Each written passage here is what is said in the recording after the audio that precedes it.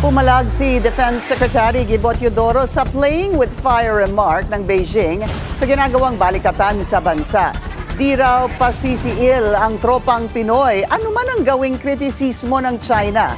Narito ang agenda report ni Joash Malimban.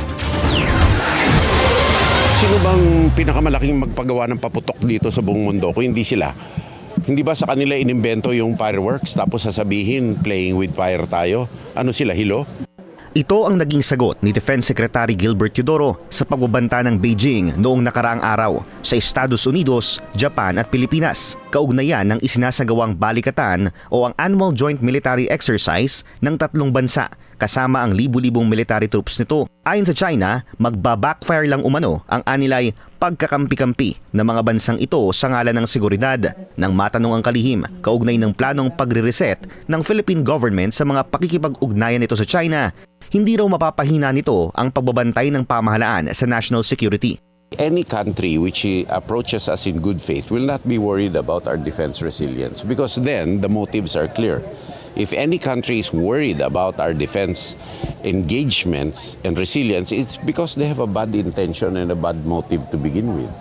Ngayong araw, isinagawa rin sa libingan ng mga bayani ang commemoration ng Battle of Yuldong, isang makasaysayang laban sa pagitan ng 900 Filipino troops at 40,000 Chinese and North Korean soldiers noong Korean War. Mahigit 70 taon na ang nakararaan. Sa kanyang talumpati, personal na nag-propose si Teodoro sa South Korean Embassy na magkaroon daw sana ng isang historical film sa pagtutulungan ng Pilipinas at South Korea na magpapakita ng mga nangyari sa Battle of Yuldong. Ayon sa kalihim, hindi masyadong naipapakita ang kasaysayan ng nangyaring laban sa Philippine history. Magsisilbi rin daw itong paalala sa mga manonood, lalo na sa aniyay mga Pilipino na pumapayag matapakan ng soberanya dahil sa mas malaki ang bansang kumakalaban dito na kaya umanong harapin ng Filipino resilience at indomitable spirit gaano man kalaki ang pagsubok na hinaharap nito. Para sa agenda, Joash Malimban, Billionaire News Channel.